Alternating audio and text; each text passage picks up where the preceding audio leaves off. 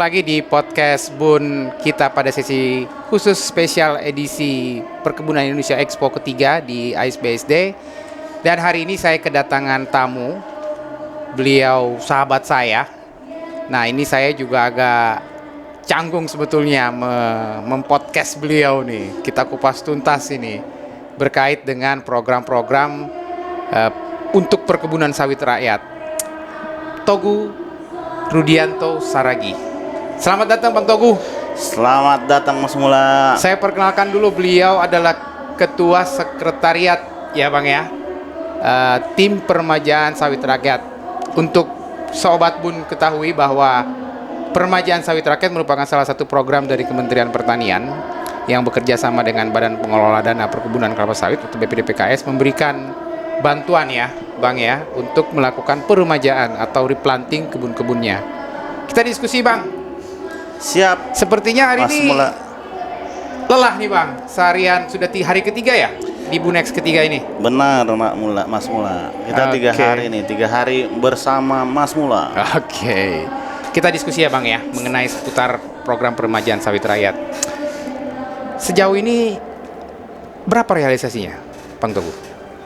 Sejauh ini sampai dengan saat kita Bunek ya untuk rekomteknya ya, rekomteknya kita untuk saat ini di angka mendekati hampir 35.000 Pak. 35.000 hektar. 35.000, dan itu 35.000 hektar ini merupakan target yang harus dipenuhi oleh kita untuk mendukung pencapaian IKU dari Badan Pengelola Dana Perkebunan Kelapa Sawit. Oh gitu. Iya, dan kita senantiasa berprogres, tapi yang realisasi pada saat ini masih di angka 35.000, dan itu akan semakin banyak, angkanya akan semakin cepat naiknya karena ada kebijakan pemerintah yang mendukung itu.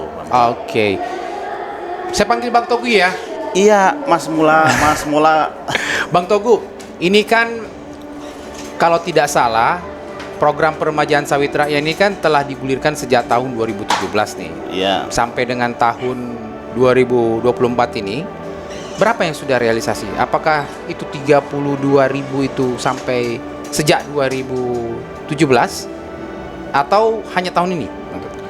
30 di angka 35.000. 35.000 35.000 tadi yang kita sebut Sobat Kebun itu di angka di tahun 2024. Oke. Di tahun 2024 pencapaian kita masih berprogres dan itu masih di angka 35.000. 30.000 dari itu 2024.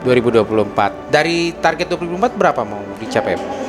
Pencapaian kita ini untuk tahun ini Sobat Kebun kami sampaikan mohon kita juga didukung, terutama untuk pekebun-pekebun kita yang ada ya di dinas kabupaten kota. Target kita tahun ini 120.000 hektar. Oke, berarti baru kurang lebih 1/4 ya. 1/4. Oke. Sekarang sudah bulan September. Kan Bunex mula hari ini kita. Menurut Bang Togu, apakah ini bisa realistis kita capai atau seperti apa? Untuk saat ini kita sebagaimana kita itu ya, kita juga harus tetap optimis. Pak Mula, kita harus optimis. Iya. Karena ya siapa yang mengajarkan kita optimis? Tentu saja Pak Mula sebenarnya.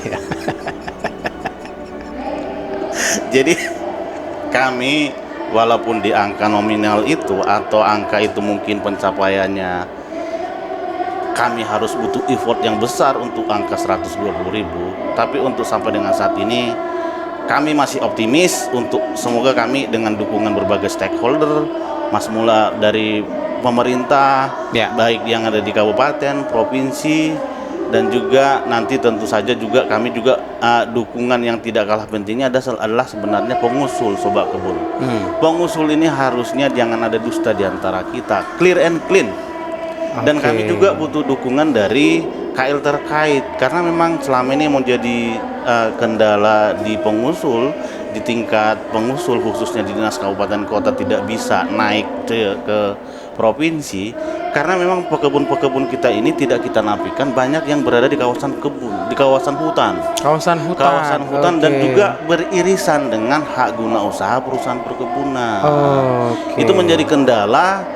Dan sumbatan-sumbatan ini ternyata kami juga melihat ini harus ada sinergi yang harus lebih masif dan lebih sering intensif dengan khususnya dengan dua kementerian yang kami sebut tadi, Kementerian Lingkungan Hidup, Kehutanan, dan juga Kementerian ATR BPN. Karena surat itu ada di dua kementerian ini, Pak Mula, dan itu kami juga tetap komunikasi kolaborasi dengan dua KL ini, dan tentu saja pekebun kami harapkan juga pekebun sebagai atau lembaga pekebun sebagai pengusul sekiranya belum clear and clean, belum memenuhi persyaratan, jangan diajukan ke dinas kabupaten kota. Oke, saya tertarik nih, Bang Togu, menyangkut dengan kata kunci dari PSR itu adalah pengusulan oleh petani maupun juga tidak bisa sendiri Kementerian Pertanian. Nah, saya tertarik di sini. Kira-kira apa yang harus didorong kepada pekebun-pekebun kita agar bisa ini seperti yang Bang Togut sampaikan tadi, clear and clean tadi, untuk bisa memastikan bahwa program peremajaan ini bisa berjalan dengan baik? Ya, Mas Mula, sebagaimana kita ketahui kan, peremajaan sawit rakyat ini kan sebenarnya adalah existing. Artinya kebun yang sudah ada. Bukan kita sedang mencari lahan atau mencari kebun untuk diremajakan. Nah, yang harus didorong di pekebun-pekebun kita ini adalah sebenarnya kejujurannya. Pertama, jujur bahwa dia punya lahan. Itu dulu sebenarnya. Mengenai lahannya ini berada di kawasan hutan atau hak guna usaha, itu nanti effortnya dari pemerintah. Itu yang kami sampaikan tadi, saya sampaikan tadi, Mas Mula, bahwa KL terkait juga sangat di sini kami sangat butuhkan kerjasamanya, kolaboratifnya, untuk sinerginya untuk mensukseskan program ini. Dan kami juga sedang berpikir, kalau saya sendiri sebenarnya berpikir, pencapaian target ini sebenarnya adalah bagaimana ini kan data nih. Data kita yang belum memang sebenarnya yang harus diperbaiki juga. Sebenarnya di lapangan itu berapa sih data sehingga kita bisa melihat dengan realistis untuk pencapaian target-target selanjutnya. Jadi sejauh ini belum ada data ya? Data itu ada, tapi setelah kita cross check ternyata data itu ada yang tidak sesuai dengan fakta dan keadaan di lapangan, Pak Mula. Dan sifatnya masih data umum. Iya, jadi butuh memastikan itu bahwa, kalau misalnya ada satu program atau apa, misalnya peta tematik terkait, oh ini potensi kebun di lahan ini yang berpotensi dengan tahun usia sekian dengan luasan sekian, itu akan memudahkan, Pak Mula, sebenarnya. Bang Togu, kalau kita lihat data secara nasional ya, berapa sih sebetulnya yang harus kita lakukan peremajaan? Kalau data nasional ya, kalau di kita dari peta tutupan sawit yang di kita ini kan masih ada sekitar 16,38 juta hektar. Dan yang berpotensi untuk kebun rakyat, karena kita juga fokusnya, sobat kebun, bahwa ini peremajaan sawit rakyat ini namanya rakyat, kebun di bawah 25 hektar yang dimiliki oleh pekebun atau yang dimiliki oleh rakyat, fokus kita ada di angka 2,3 juta, Pak Mula, sebenarnya potensi. Dan ini datanya 2,3 juta, lebih kurang 2,3 juta, dan ini sangat berpotensi sebenarnya, tapi harus, karena sifatnya data umum, harus memang komunikasi dari beberapa stakeholder, terutama juga beberapa kementerian terkait, misalnya BIG, ATR BPN, KLHK, bahkan Kementerian Dalam Negeri sepertinya. Artinya itu tidak mungkin dikerjakan oleh Kementerian Pertanian ya? Tidak mungkin. Ternyata karena kewenangan itu ada di luar kita, sementara data itu atau substansi itu kita butuh, tapi bukan kita pengambil keputusan terakhir, Pak Mas Mula. Begitu. Bang Togu, kan memang kalau kita lihat tadi penjelasan Bang Togu bahwa Kementerian Pertanian tidak bisa sendiri. Membutuhkan kementerian lain dan Pak Mula pun tidak bisa sendiri. Kita tidak bisa sendiri. Harus ada timnya, ada berdua gitu. Itu yang saya mau dalami, Bang Togu. Apakah yang sudah dipikirkan tadi itu sudah ada langkah-langkahnya untuk membuat atau menggandeng beberapa kementerian untuk bisa mensuksesi program ini?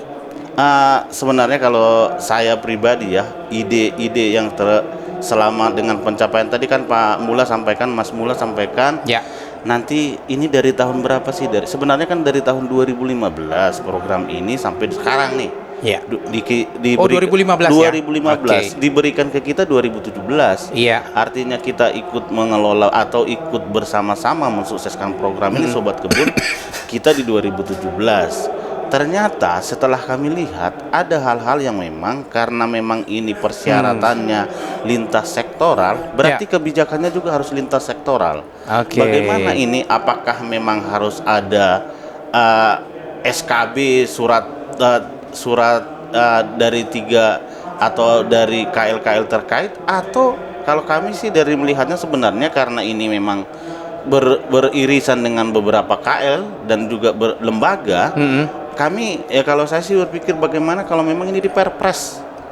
Iya, seperti ini peraturan kan presiden. Peraturan presiden. Jadi kita masing-masing lebih mudah. Selama ini Bang Togu, apakah Perpres itu memang tidak ada atau ada butuh tambahan atau seperti apa? Ini pertanyaan yang menarik menurut saya nih dari Mas Mula ini. Iya. Perpresnya ini sebenarnya sudah ada. Perpresnya pengaturan penggunaan dana ini ada Perpres 61 2015 dan perubahannya, dan terakhir di kita ada manat Perpres 66 tahun 2018. Tapi substansi di sini mungkin yang seperti masukan dari atau inputan Pak Mas Mula ini itu yang kurang. Jadi pada saat itu amanat itu khusus ke kita. Pada saat itu untuk melaksanakan peremajaan sawit rakyat, pengembangan SDM, penelitian pengembangan, dan juga sarpras. Itu memang kenapa itu didelegasikan ke kita, memang kami tahu itu karena memang itu tusi kita berdasarkan peraturan presiden penugasan kementerian lembaga. Tapi syarat-syarat ini butuh komitmen dari KL lain menjadi hambatan di kita. Itu sih yang menjadi konsen kita. Ada bagaimana KL lain juga punya konsen atau punya etikat baik mendukung program ini, seperti itu Pak Mulas. Jadi butuh kolaborasi lah, kira-kira begitu ya. Nah, kalau memang itu butuh kolaborasi, Bang Togu, kira-kira apa nih yang langkah-langkah yang dilakukan Kementerian Pertanian untuk bisa mengharmoniskan atau mengkolaborasikan itu? Pertama, memang kita Kementerian Pertanian, Ditjen Perkebunan telah mengatur substansi ini di Peraturan Menteri Nomor 3 Tahun 2022 tentang bagaimana melaksanakan program ini, yang sumber dananya BPDPKS. Nah, ternyata untuk PSR ini Sobat Kebun ada syarat yang memang sangat substansif yang harus dipenuhi, bahwa itu lahan, status lahan. Karena sebenarnya peremajaan sawit rakyat ini hanya 2 Mas Mula yang sangat substansi menurut kami ya. Pertama ada pekebunnya, terus ada lahannya. Nah, lahannya ini yang harus status lahannya seperti apa. Berikatan lah dan berhubungan lah dia, ternyata status lahannya ini ada di hak guna usaha perusahaan beririsan, ada di kawasan hutan. Berarti dua ini yang sangat substansi. Jadi bagaimana dua KL ini bisa beritikat baik, bersinergi mendukung program ini, menurut kami harus regulasi atau untuk menajamkan atau untuk membuat ini konkret bisa diimplementasikan di KL-KL yang mempunyai kewenangan terkait itu. Begitu. Tapi saat ini belum ada regulasi itu. Regulasinya ada di kita setingkat peraturan menteri. Peraturan menteri ini, namanya peraturan menteri, sebenarnya kan idealnya itu adalah mengatur internal dari siapa yang menjadi stakeholder di dalam kementerian itu. Jadi kalau kita misalnya menugaskan dia harus melakukan ini, diatur di peraturan menteri kita, sepertinya offside. Jadi karena membutuhkan lintas sektor sehingga peraturan itu perlu diangkat lebih tinggi. Iya. Karena kita kan semua pembantu presiden sebenarnya. Apakah ada keputusan presiden yang basiking bahwa kalian, contohnya seperti ini, Kementerian Pertanian ada menugaskan BUMN, ada menugaskan PTPN 3 misalnya. Itu kan karena konkret. Karena ada peraturan Menteri Pertaniannya, setelahnya ada keputusan yang harus konkret, individual, final, yang harus dilaksanakan oleh siapa yang disuruh. Itu penugasan itu berkait dengan peremajaan? Itu bukan peremajaan. Ini terkait untuk peningkatan produksi dan produktivitas tanaman perkebunan. Termasuk perkebunan rakyat? Perkebunan rakyat. Oke. Berarti program peremajaan ini juga ada berkait dengan PTPN atau perusahaan yang lain, begitu, Bang? Yang saya sampaikan tadi adalah bahwa memang ada peraturan pemerintah mengatur mengenai substansi untuk peningkatan produktivitas. Bagaimana meningkatkan produktivitas? Ternyata Kementerian Pertanian tidak boleh sendiri, karena ada juga badan usaha milik negara yang kurang lebih tugasnya hampir sama, tapi untuk komoditas tertentu nih, komoditas strategis. Dan itu ada pencapaian target harus berapa produktivitas di tahun sekian, di tahun berapa. Secara agregat atau secara parsial? Parsial. Dan ini ditugaskanlah, dan dia meminta memang dari peraturan menteri yang kita susun itu memang mengamanatkan itu, dan setelahnya adalah keputusan namanya basiking, keputusan Menteri Pertanian. Keputusan Menteri Pertanian ini yang membuat konkret berapa targetnya, berapa jumlahnya, tahun berapa pencapaian itu, dan itulah yang bisa dievaluasi. Setelahnya nanti akan dievaluasi. Menurut kalau pandangan saya secara pribadi, regulasinya sudah ada, tapi substansinya yang seperti Pak Mas Mula tadi sampaikan, bisa jadi karena kurang substansi, atau karena memang dia itu kan peraturan Menteri Pertanian, bukan ke saya kan Kementerian Lingkungan Hidup, saya kan ATR BPN, dan ini kita uji juga di lapangan Pak Mula, ternyata dengan surat edaran pun, dan memang kita berusaha sinergi kolaborasi dengan terbitnya surat edaran dari AL terkait tadi, ternyata itu juga tidak efektif di lapangan. Surat edaran apa? Misalnya tadi kita minta tidak berada di atau tidak beririsan dengan HGU perusahaan. Nah, itu kan kita butuh surat keterangan dari kantor kepala kantor pertanahan di daerah, misalnya. Nah, karena memang surat edaran produknya harus surat edaran. Nah, kita bersinergi, ternyata sulit di masing-masing kantah. Beragam nih, ada yang tidak memberi sama sekali, ada yang memberi tapi sulit menerbitkan surat ini. Ini berkait dengan penugasan PTPN tadi, tidak? Bukan, lagi. Ini beda lagi. Ini untuk PSR. Jadi pada saat kita melihat kira-kira apa yang bisa efektif ini, kita mintalah sinergi kolaborasi, bertemu dengan dirjen terkait ini di ATR BPN, dan menerbitkan surat edaran bahwa itu cukup dengan screenshot, bisa melihat bumi ATR dan tidak perlu surat keterangan. Dan ini menjadi bias di lapangan. Ada yang bisa menerbitkan, ada yang mempedomani itu, ada bahkan sama sekali tidak mau. Tidak mau melihat itu karena menurut dia ini bukan satu layanan atau satu jenis layanan yang ada di kantor Badan Pertanahan Nasional. Jadi menurut Bang Togu surat edaran itu perlu dirubah? Sangat, bahkan mungkin bukan surat edaran menurut saya produknya, sehingga bisa dipedomani baku mengikat. Si kepala kantor pertanahan yang ada di daerah. Jadi saya bisa simpulkan ini Bang Togu, berarti salah satu atau yang dominasi masalah di peremajaan ini adalah regulasi. Regulasi yang masih saling mengunci menurut kami. Menurut saya pribadi, regulasi yang menjadi kontraproduktif. Di satu sisi kita butuh syarat itu supaya clear and clean. Di sisi lain ternyata KL atau kementerian yang memiliki kewenangan itu tidak memiliki jenis layanan itu di situ. Tidak sinkron kebijakannya. Iya. Harmonis dan sinkronisasi. Jadi berkait dengan harmonisasi tadi atau sinkronisasi, kan pemerintah punya cara lah menurut beberapa pihak, bahwa pemerintah kan tentu memiliki sebagai regulator, kemudian juga sebagai eksekutor. Kira-kira apa nih langkah-langkahnya nih supaya bisa harmonis jalannya ini, baik dari sisi regulasi yang barangkali belum sempurna dengan kaitannya dengan kebutuhan-kebutuhan di bawah atau di lapangan. Ini menarik, ini pertanyaannya sangat menarik. Mas Mula ini namanya kutas. Karena kupas tuntas akan saya tuntaskan juga. Jadi sebenarnya kita ini kan semua, kita Kementerian Pertanian adalah anak buah dari Presiden. Begitu juga dengan kementerian lain.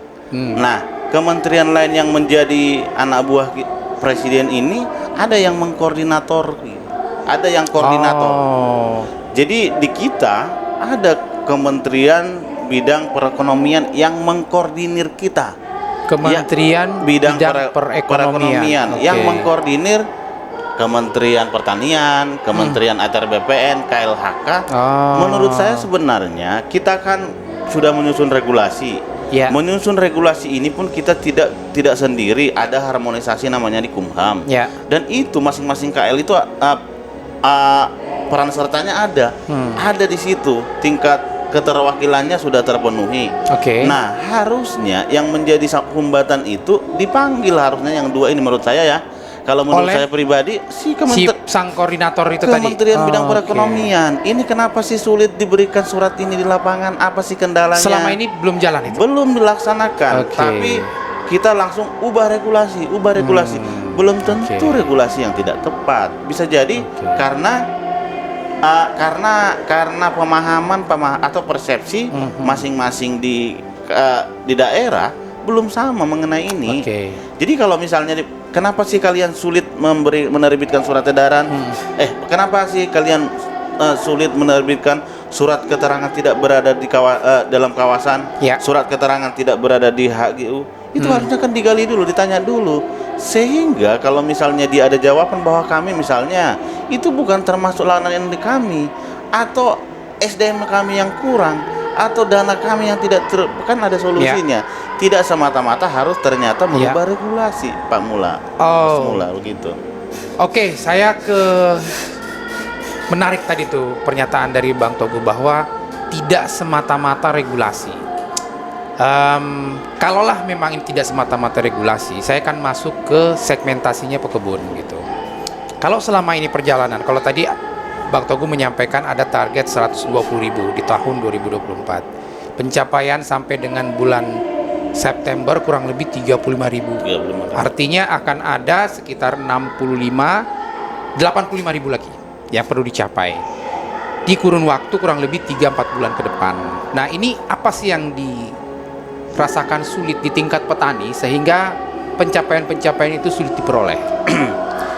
Sobat Kebun, secara konkret ya, Mas Mula, sebenarnya Sobat Kebun kami sampaikan dari beberapa pengusulan yang sampai saat ini tidak berprogres atau tidak sampai terbit rekontek, ternyata kami lihat bahwa kita tidak bisa memungkiri status lahan dari pekebun kita ini ternyata beririsan di dua yang tadi. Pertama dan yang paling utama berada di kawasan hutan.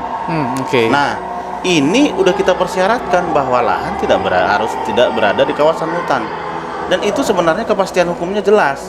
Nah, tapi kondisinya pekebun-pekebun kita ini lahannya itu berada di kawasan hutan. Berada di kawasan hutan. Kalau misalnya ini ada kebijakan dari pemerintah khususnya yang mempunyai kewenangan terkait ini, pencapaian 120.000 itu tidak sulit, Mas. Tidak sulit, Mas Mula. Itu bisa sepanjang ada komitmen dari yang memiliki kewenangan terkait itu, dan konsekuensinya juga jelas. Konsekuensi dalam arti kenapa harus diterbitkan ini, bahwa karena ini memang statusnya dimiliki oleh si pekebun dan telah dimiliki si pekebun berturut-turut lebih dari 5 tahun. Ada hal-hal dan itu harusnya ada pengampunan, dan ini memang sebenarnya sudah berprogres di KL terkait ini. Tapi menurut kami kalau ini bisa langsung segera dilaksanakan, angka 120.000 itu tidak terlalu sulit. Jadi optimisme terhadap 120.000 itu kata kuncinya di penyelesaian kawasan. Penyelesaian kawasan dan beririsan dengan kawasan ya. Oke. Nah, ini menarik di Bang Togu. Jadi kalau lah memang kawasan hutan gitu ya, yang berada di kebun kelapa sawit yang dipandang menjadi salah satu obstacle di program peremajaan ini, berarti kita bisa mengatakan bahwa hampir semualah potensi yang peremajaan itu berada dalam kawasan. Kalaulah misalnya ada data, saya miliki data Bang Togu, ada 6,8 juta ya. 6,8 juta, sekarang ada 6,3, mungkin ada sebentar lagi dirilis 6,8 juta hektar kebun sawit rakyat. Tadi Bang Togu menyatakan ada 2,3 juta hektar. Berarti di 2,3 juta hektar tadi yang berpotensi dilakukan peremajaan itu hampir dominasi berada di kawasan hutan ya. Oke, nah kira-kira untuk menyelesaikan ini tadi sudah Bang Togu sampaikan apa nih yang menjadi upaya Kementerian Pertanian melalui koordinator tadi, Kementerian Koordinator untuk bisa mengupayakan ini diselesaikan.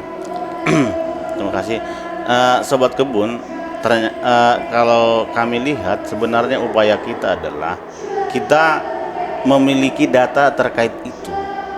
Sekiranya angka 2,3 juta tadi memang kita valid data kita dan ada save filenya, dan ini harus kita kawal ke Kementerian Lingkungan Hidup dan Kehutanan.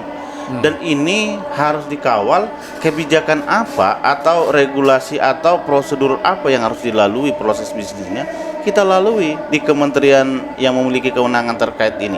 Tapi memang harus dikawal. Dikawal dalam arti kita kan ada, dan ini sebenarnya udah beberapa daerah kita jajaki ya, walaupun datanya kami sampaikan tadi datanya hanya bersifat umum.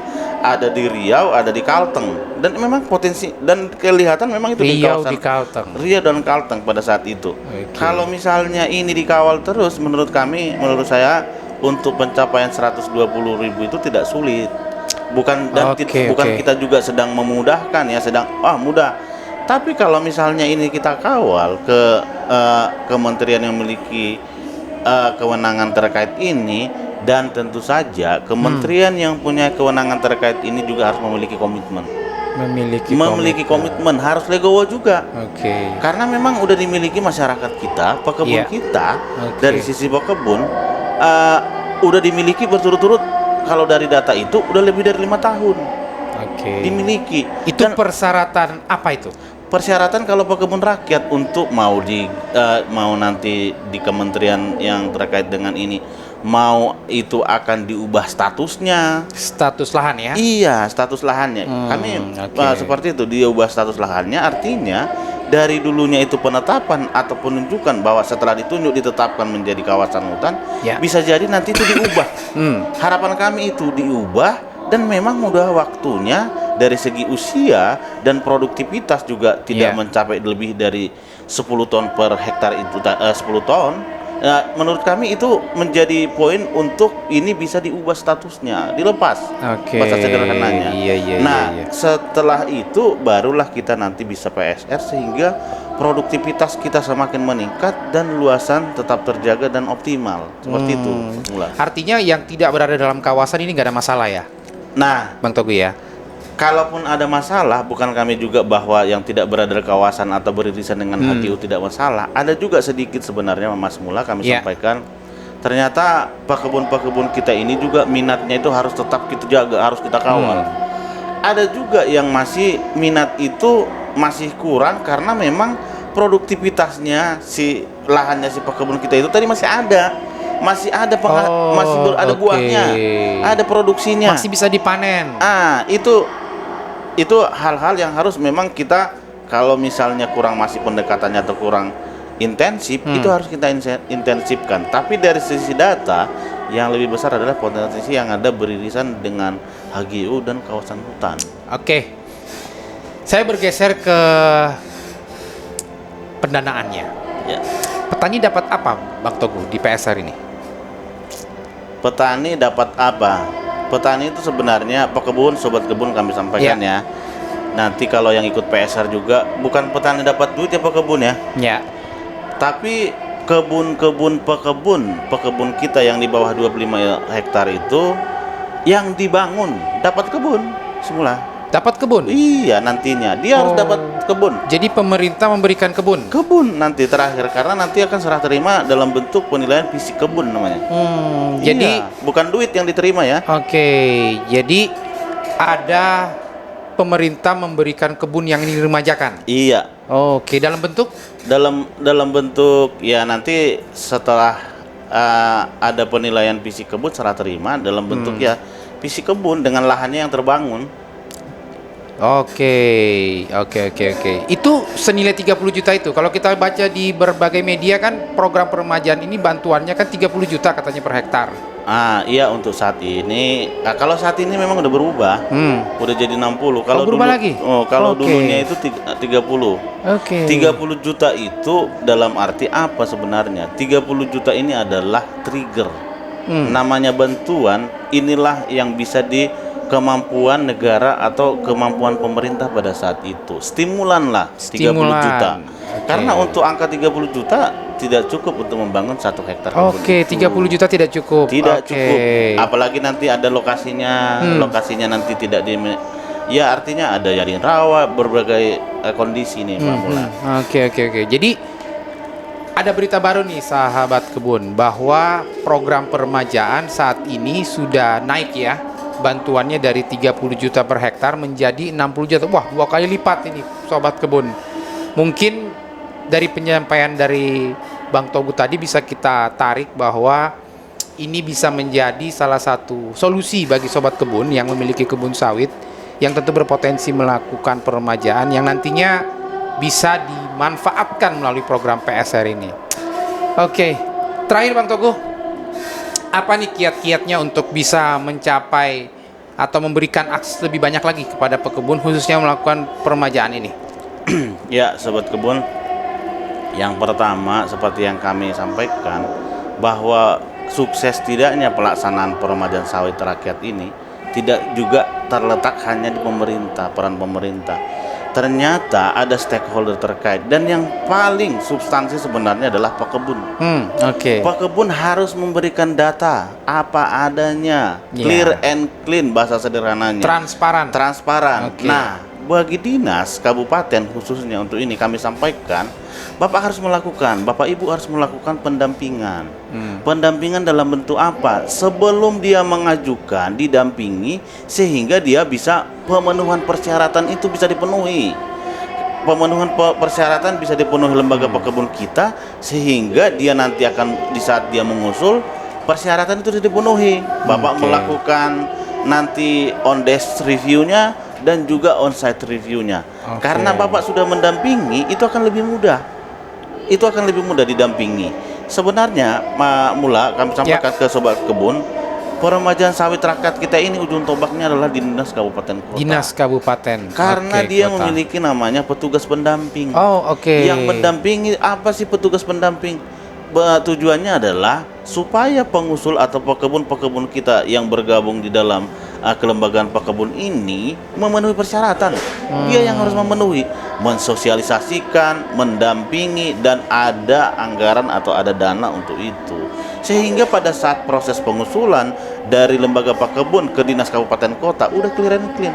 Udah Oke, dipenuhi. berarti ada pelayanan dari pemerintah Ada pelayanan di tingkat dari dinas pemerintah. kabupaten kota untuk mendampingi pekebun tadi sehingga dia compliance terhadap persyaratan-persyaratan peremajaan ya. Begitu. Oke, Mula. berarti upaya pemerintah sudah banyak sebetulnya ya. Iya, Untuk tapi bisa upaya pemerintah yang sudah banyak ini tentunya harus didukung dengan komitmen, terutama menurut kami, menurut saya pribadi sebagai pengampu sekretariat tim PSR, supaya kita clear and clean, tidak masalah di kemudian hari. Monggo dinas kabupaten kota harus penuh komitmen, itikat baik, jangan ada dusta di antara kita, sehingga pelaksanaan program PSR ini sesuai yang kita cita-citakan bersama dan kita tidak berpotensi masalah di kemudian hari. Oke, terima kasih Bang Togu atas waktu dan kesempatannya bisa podcast bareng nih. Untuk sahabat kebun, di ujung sesi kita ini saya bisa memberikan kesimpulan bahwa sekali lagi program peremajaan itu tidak bisa sendiri Kementerian Pertanian, tentu membutuhkan pihak-pihak lain, dalam hal ini beberapa kementerian, bahkan dikoordinasi oleh Kementerian Koordinator Bidang Perekonomian. Dan begitu juga dengan peran dari pekebun itu sendiri serta pemerintah daerah melalui pemerintah daerah kabupaten kota dan kabupaten untuk bisa memberikan pelayanan kepada pekebun kita yang membuka akses dalam mengajukan program peremajaan. Tadi sudah diurai panjang, saya kira sahabat kebun bisa mendapat informasi lebih lengkap lagi di websitenya Direktorat Jenderal Perkebunan di Kementerian Pertanian melalui www.ditjenbun.pertanian.go.id. Saya Mula Putra, kita tutup. Selamat sore, Assalamualaikum warahmatullahi wabarakatuh.